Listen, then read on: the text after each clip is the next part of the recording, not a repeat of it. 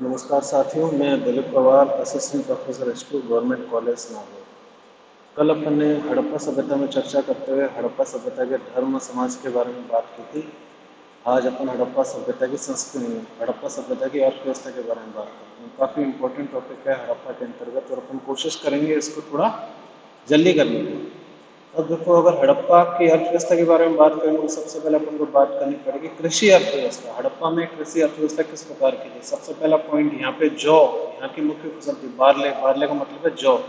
फिर इसे गेहूं उगाए जाते रहे, कल अपन ने बात कर ली थी, चावल उगाए जाते रहे, मटर उगाए जाते रहे और चना उगाए जाते रहे। ये चार चीज ऑब्जेक्टिव हिस्ट्री के हिसाब से इंपॉर्टेंट है। किसी भी कॉम्पिटेटिव एग्जाम में इसके बारे में प्रश्न पूछ सकता है, पूछा जा सकता है कि क्या गेहूं उगाया जाता रहा, क्या चावल की जानकारी थी हड़प्पा सभ्यता के लोगों को? तो उसका उत्तर होगा हाँ। फिर अपन आगे बढ़ते हैं। देखो, हड़प्पा में जो कृषि की गई, कृषि के लिए उन्होंने बाढ़ के पानी का इस्तेमाल किया, फ्लड इरिगेशन। फ्लड इरिगेशन का मतलब ये है कि बाढ़ के पानी से सिंचाई करने का प्रबंध हड़प्पा में किया गया।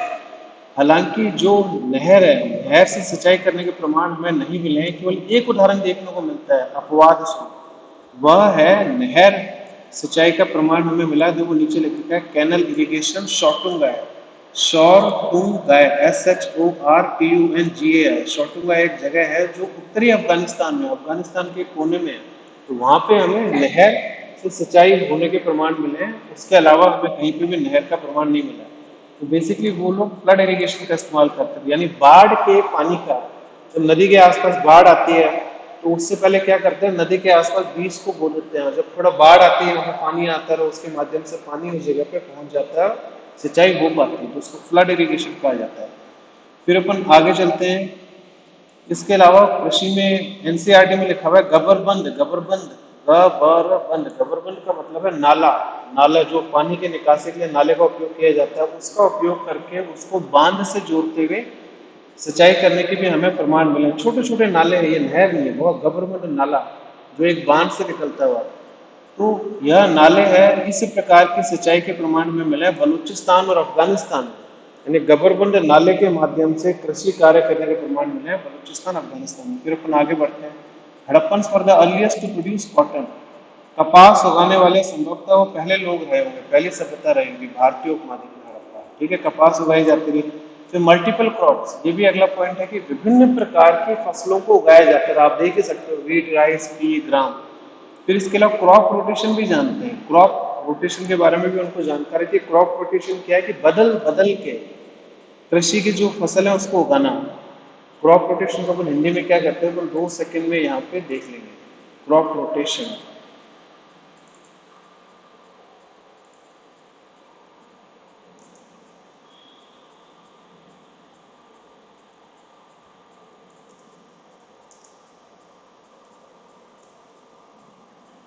फसल का चक्रीकरण।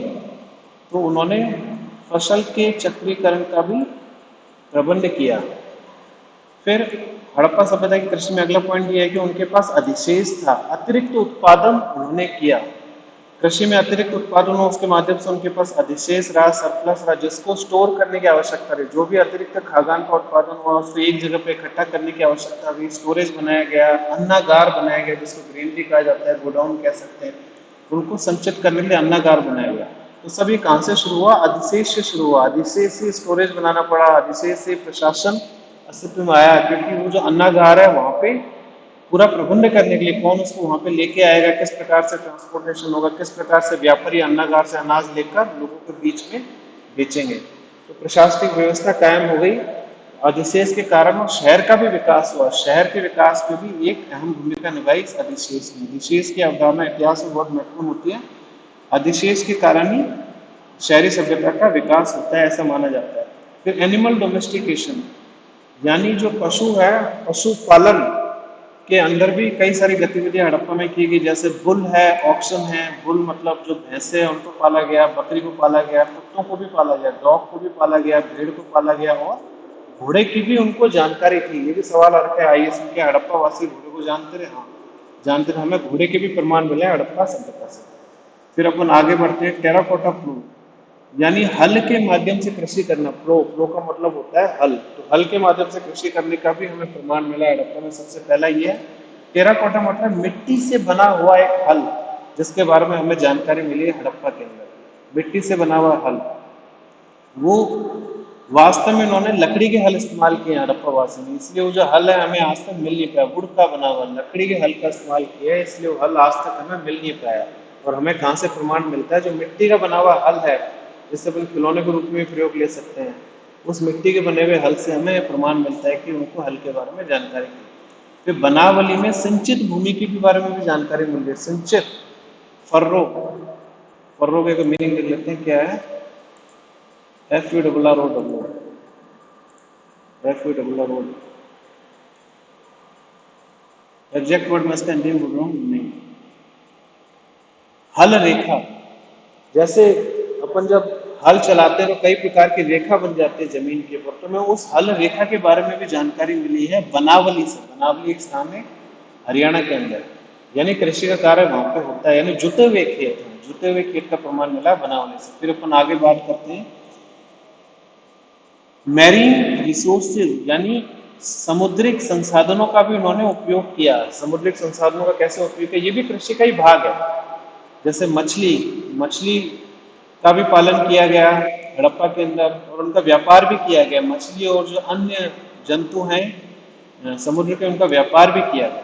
फिर लिफ्ट इरिगेशन के भी हमें प्रमाण मिले। ये सब पॉइंट है जिनको लिखने से आपका आंसर काफी अच्छा बन जाएगा। लिफ्ट इरिगेशन, लिफ्ट इरिगेशन ये है कि नीचे से पानी को ऊपर लेके आना, कुएं से पानी को लिफ्ट करके ऊपर लेके आना।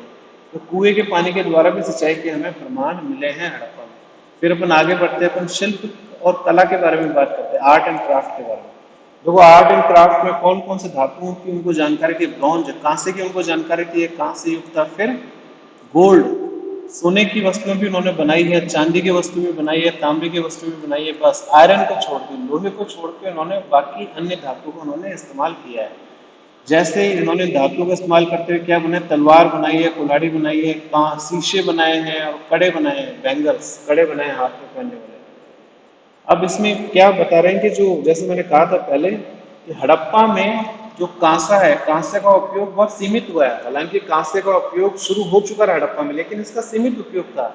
अधिकांश वस्तुएं, वो अधिकतर वस्तुएं उनको पत्थर से ही बनाया गया। क्यों? क्योंकि there was a cultural preference to the objects made by stone. Cultural preference क्या है कि सदियों से ही भारतीय उपमहाद्वीप में पत्थर की चीजें बनाई जाती थी, लेकिन हड़प्पा के अंदर कांसे की चीजें बनाना शुरू हुआ।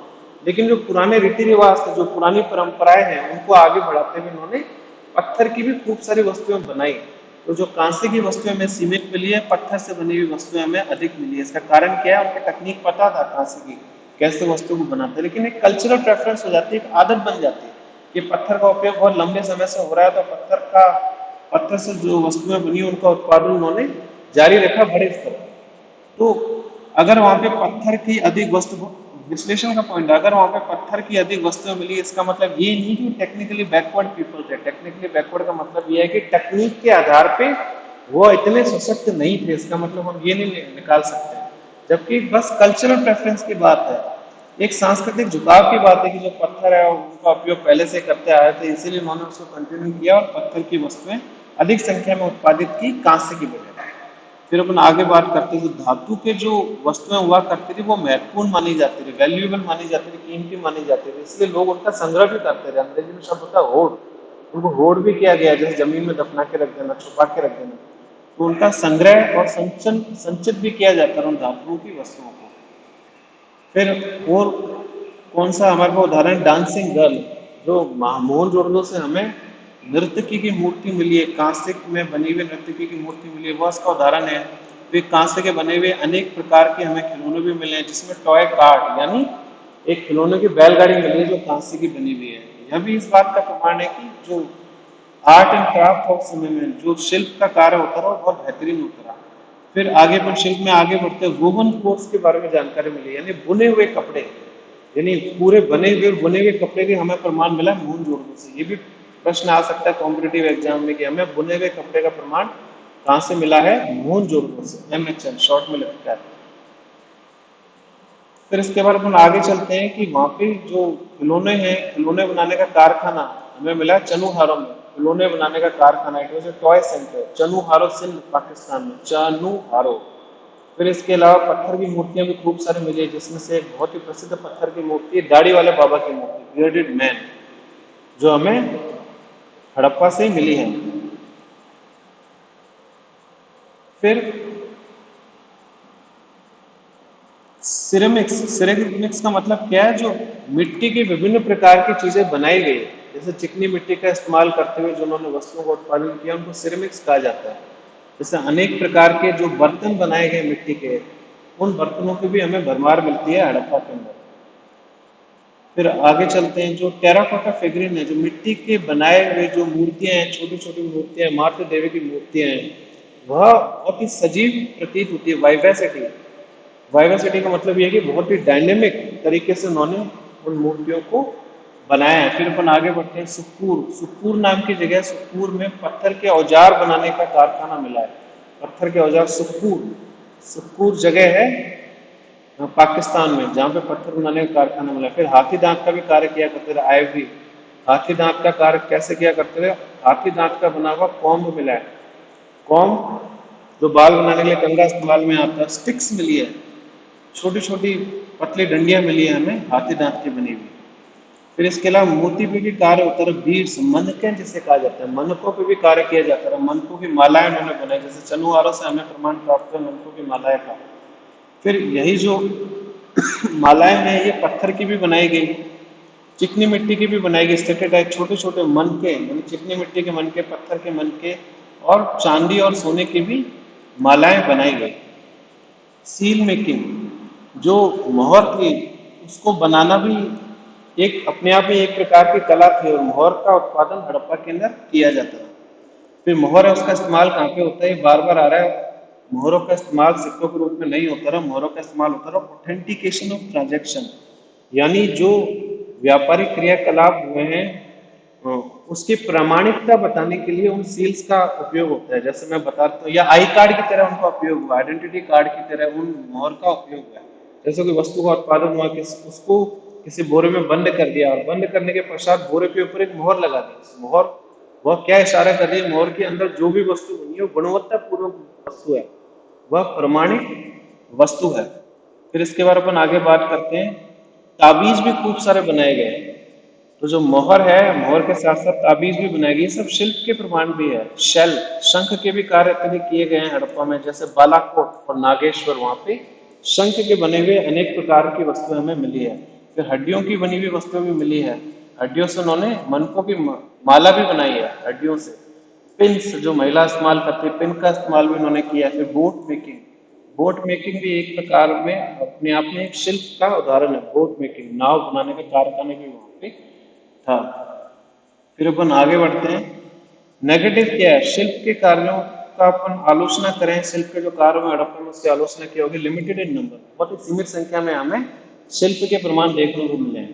तो ये इसका एक नेगेटिव है। नॉट वैरायटी, और यहाँ पे वैरायटी कम है, इसका मतलब ये है विविधता कम है। जो भी शिल्प की वस्तुएं बनाई गई है उनमें विविधता कम है, जबकि अगर अपन इजिप्ट में देखें, मेसोपोटामिया में देखें, वहां पे संख्या भी बहुत अधिक है, वहां पे विविधता भी है कार्य। तो यहाँ पे हमें चुनिंदा उदाहरण देखने को मिले हैं शिल्प के। इसका एक कारण यह भी हो सकता है इतिहास का, जैसे कहते हैं कि यह जो उन्होंने उत्पादन किया जिन वस्तुओं को, पेरिशेबल थी। पेरिशेबल का क्या मतलब है? जो समय के साथ खत्म हो गई। हो सकता है उन्होंने लकड़ी की चीजें बनाई हो जो लंबे समय तक नहीं चल पाई और हमें आज के समय नहीं मिल पाई।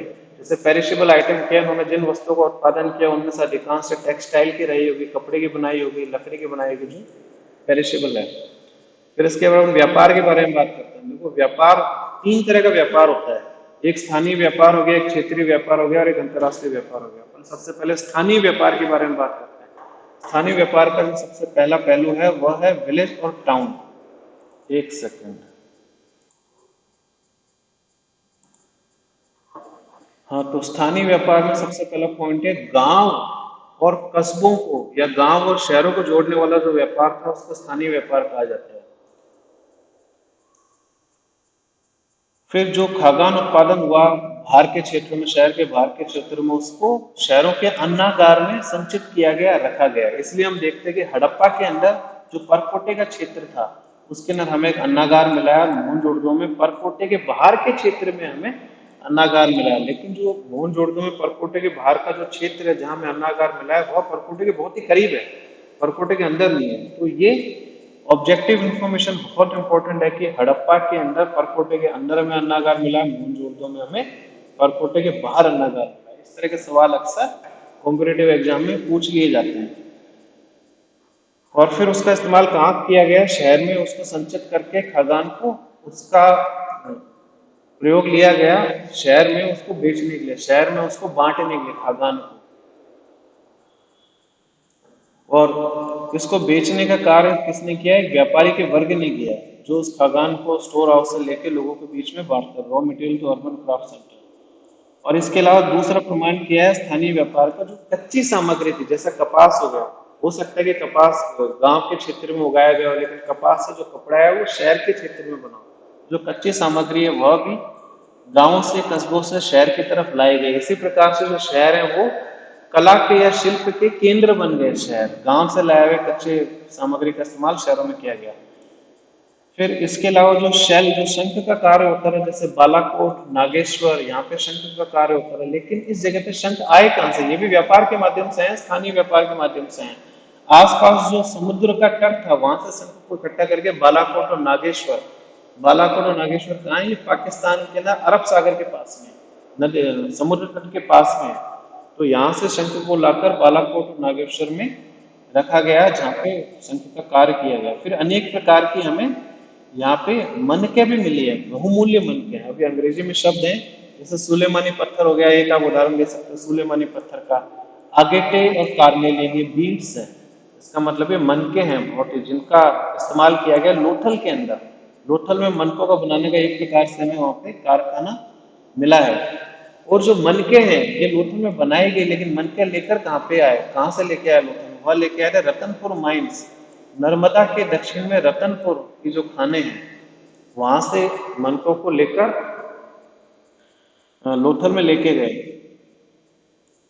फिर देखो इसमें लिखा हुआ है कि स्थानीय व्यापार के लिए 3 फैक्टर महत्वपूर्ण होते हैं, 3 कारक महत्वपूर्ण होते हैं। सबसे पहला जो सहायता प्रदान करते हैं व्यापार को अधिक बढ़ाने के लिए, सबसे पहला कारण है grain need of urban people, खाद्यान्न की आवश्यकता शहरों में नंबर 1, जिसके माध्यम से व्यापार होगा। दूसरा raw material need of craftsman, जो शिल्पकार कार्य कर रहे हैं शहरों में, उनके लिए कच्ची सामग्री की आवश्यकता है, इस कारण भी व्यापार होता है।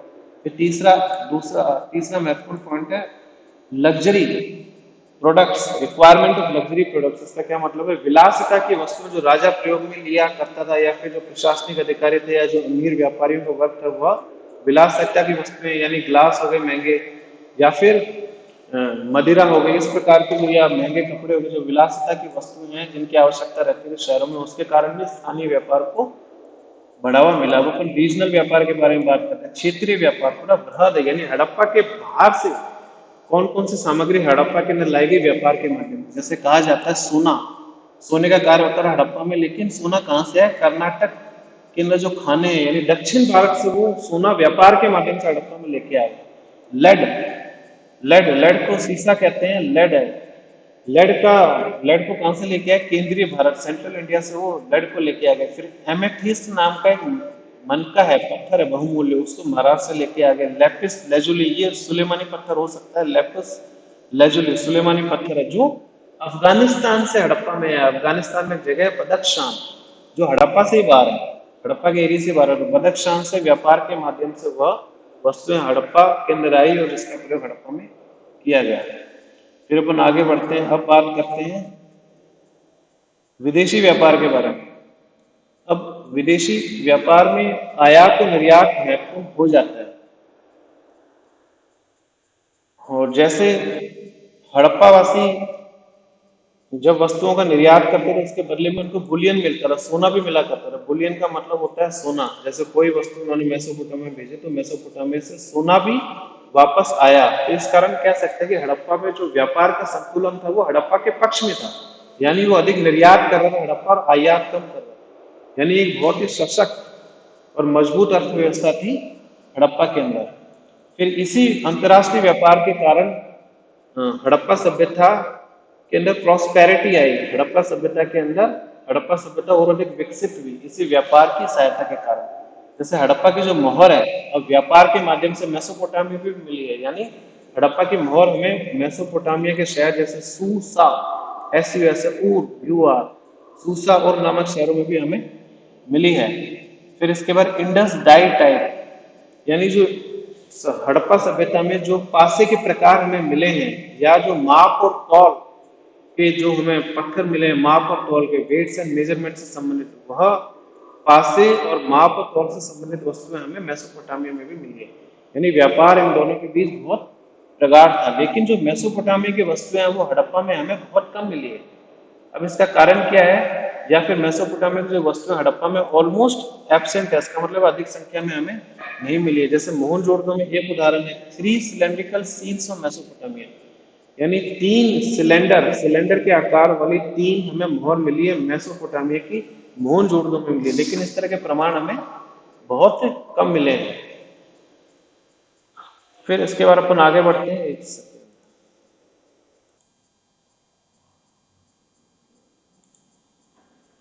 फिर देखो इसके बाद आगे दे रखा है कि हड़प्पा और मोहनजोदड़ो के बीच सीधा व्यापारिक संबंध, उसकी कुछ सीमाएं हैं। कई इतिहासकार मानते हैं कि हड़प्पा और मोहनजोदड़ो के बीच सीधा संबंध है, लेकिन कई इतिहासकार इसको डिनाई करते हैं कि हड़प्पा और मोहनजोदड़ो के बीच सीधा व्यापारिक संबंध कायम करना मुश्किल है। क्यों? क्योंकि दूरी बहुत है हड़प्पा और मेसोपोटामिया के बीच में।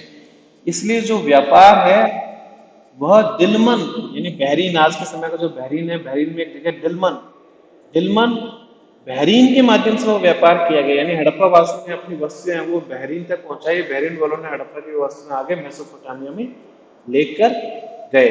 तभी हम देखते हैं कि 2350 BC से जो मेसोपोटामिया है, मेसोपोटामिया में जो किताब लेके गए, उन्होंने एक शब्द का जिक्र किया है जो है मेलुहा। मेलुहा शब्द का क्या मतलब है? हड़प्पा से आने वाले लोग, यानी हड़प्पा वासियों को मेसोपोटामिया में मेलुहा कहा जाता है। मेलुहा का अपन ने आइडेंटिफाई किया इतिहासकारों ने हड़प्पा वासियों के साथ। इसका मतलब ये इनके बीच में व्यापारिक संबंध था। हाँ, सीधा व्यापारिक संबंध नहीं होगा, लेकिन फिर भी बीच के अंदर मध्यस्थ के माध्यम से, बहरीन और दिलमन के माध्यम से इनके बीच में व्यापार था।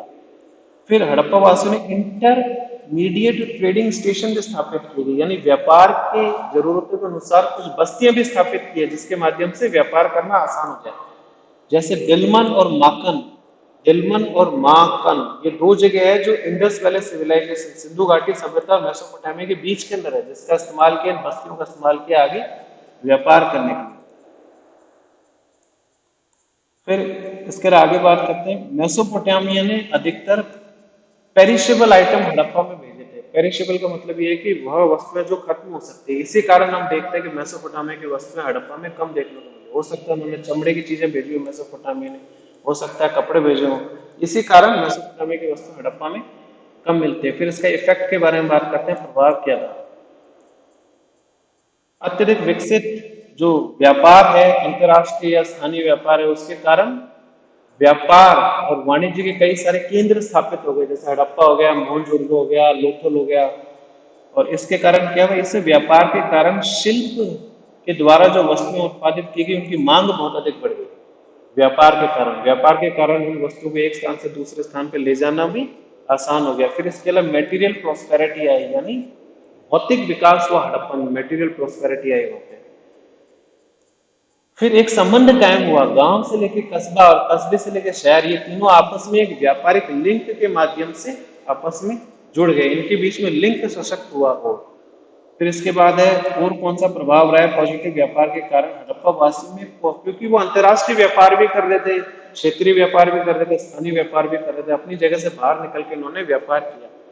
इसलिए जो उनका नजरिया था वो विश्व व्यापी नजरिया हो गया था, कॉस्मोपॉलिटन आउटलुक हो चुका था, विश्वव्यापी नजरिया, जिसका उदाहरण अपन पहले दे चुके हैं। जैसे लिपस्टिक है, मेसोपोटामिया में मिली, यहाँ पे मिली है। वेनिटी केस है जो मेसोपोटामिया में मिला है और हड़प्पा के अंदर में मिला है। और कॉफिन बरियल, यानी ताबूत में जो दफनाया जाता था वह मेसोपोटामिया में मिला है और हड़प्पा के अंदर इसके प्रमाण मिले। यानी कई सारे सांस्कृतिक रीति रिवाज को ग्रहण भी किया होगा हड़प्पा वालों ने। क्यों किया? क्योंकि उनका जो नजरिया था वह विश्वव्यापी नजरिया था। वो सीखने के लिए आते थे कि दूसरे क्षेत्र के लोग हमें क्या दे सकते हैं। और इसका और क्या फायदा हुआ? व्यापार का मल्टी एथनिक सोसाइटी, यानी बहुनस्लीय समाज की स्थापना हुई। क्योंकि व्यापार में क्या होता है, कई सारे लोग बाहर से आते हैं और हड़प्पा में रहने लग जाते हैं, या मोहनजोदड़ो जो बड़े शहर है वहां पे आके रहने लग जाते हैं। कई नस्लों के लोग आते हैं, कई क्षेत्र के लोग आते हैं, कई देशों के लोग आते हैं। इस प्रकार से एक बहुनस्लीय समाज की स्थापना होती है। फिर अपन थोड़ा सा इसमें देख लेते हैं अपन फटाफट। व्यापार क्यों उत्पन्न होता है किसी भी समाज में? क्योंकि जो अमीर वर्ग है उनकी कुछ जरूरतें होती है विलासिता की वस्तुओं के लिए, जो शक्तिशाली वर्ग है उनकी कुछ जरूरतें होती है उत्पादित वस्तुओं की, जिसके लिए व्यापार को प्रोत्साहन मिलता है। और व्यापार को प्रोत्साहन देने वाले कौन कौन से कारण है? एक तो अमीर व्यापारिक वर्ग की प्रेजेंस, प्रशासनिक वर्ग की प्रेजेंस और उनकी व्यापार की जरूरत है। फिर इसके बाद दूसरा है व्हील अस्तित्व में आ चुका था, व्हील पहिया, हड़प्पा वाले पहिए के बारे में जानते थे, तो इसके माध्यम से उन्होंने बैलगाड़ी भी बनाई, कार्ट भी बनाए। लेकिन हड़प्पा में क्या था, जो पहिया था सॉलिड व्हील था। अब समझ रहे हो सॉलिड व्हील का क्या मतलब है? पूरा का पूरा पहिया है, बीच में कोई भी इस तरह की डिजाइन या फिर डंडियां नहीं लगाई गई है, तो पूरा का पूरा भरा हुआ सॉलिड, पूरा भरा हुआ पहिया उस समय में था। फिर और कौन से कारक थे जिन्होंने व्यापार को बढ़ावा दिया? जैसे मोहर पे हमें नाव का प्रमाण मिला है और जहाज का प्रमाण मिला। मोहर पे नाव और जहाज अंकित होती है, ये भी हम कह सकते हैं कि हड़प्पा में व्यापार बहुत अधिक अच्छा था। फिर कई बस्तियां, उनकी लोकेशन पे भी अगर अपन नजर डालें, कई ऐसी बस्तियां हैं जिनकी जो लोकेशन है वो बहुत अधिक महत्वपूर्ण है। जैसे नदी के किनारे कई सारे शहरों को बसाए गए। जब नदी के किनारे शहर बसेंगे तो नदी के माध्यम से व्यापार करना आसान हो जाएगा। और व्यापारिक मार्गों पे कई सारे शहरों को बसाया गया, जैसे हड़प्पा हो गया रावी नदी के किनारे, उसी प्रकार से मोहनजोदड़ो वो व्यापारिक मार्ग से लगता हुआ था। फिर कई ऐसी बस्तियां जो इन हॉस्पिटेबल एरिया में भी बनाई गई है। इन हॉस्पिटेबल एरिया का मतलब ये कि दूर दराज का क्षेत्र जहाँ पे रहना भी मुश्किल है, उन क्षेत्रों में भी हड़प्पा वासियों ने जाकर वहां पे पूरी की पूरी बस्तियां बसाई। क्यों बसाई? व्यापार की जरूरतों के लिए। जैसे मकारन पोस्ट, मकारन पोस्ट यानी मकारन का किनारा। मकारन पोस्ट कहाँ पे है? पाकिस्तान में, अरब सागर के पास में, बहुत दूर, पाकिस्तान का वेस्टर्न मोस्ट पॉइंट है मकारन पोस्ट। तो वहां पे सूट कैगेंडोर, SUTKANGENDOR, सूट कैगेंडोर नामक वहां पे बस्ती बसाई गई। किस लिए बसाई गई? वो पूरा बर्बाद जगह थी, लेकिन केवल व्यापार के हिसाब से कि सामान अपन वहां लेके जा सकते हैं, बीच में एक ट्रेडिंग पॉइंट हो जाएगा, जो उत्पादित वस्तुएं व्यापार के माध्यम से उसको और आगे भेजने के लिए। यानी अब इतनी दूर जाके उन्होंने बस्तियां बसाई, तो उसका क्या मतलब निकल रहा है कि trade was an administrative activity, यानी व्यापार एक प्रकार की प्रशासनिक गतिविधि थी। एक प्रशासन अस्तित्व में था, राजा अस्तित्व में था, उनके अधिकारी अस्तित्व में थे, तभी प्रशासनिक संसाधनों का उपयोग करके इतनी दूर जाके बस्ती बसाई। क्योंकि व्यापारियों की बस की बात नहीं है इतनी दूर जाके बस्तियां बसाना, प्रशासन का सहयोग अत्यंत आवश्यक है। इससे हमें पता लगता है कि जरूर प्रशासन भी अस्तित्व में रहा होगा। तो trade was an administrative activity, यानी प्रशासन का सकारात्मक रवैया रहा होगा व्यापार के लिए। उन्होंने डायरेक्ट व्यापार में एंगेज होकर व्यापार को बढ़ावा दिया होगा।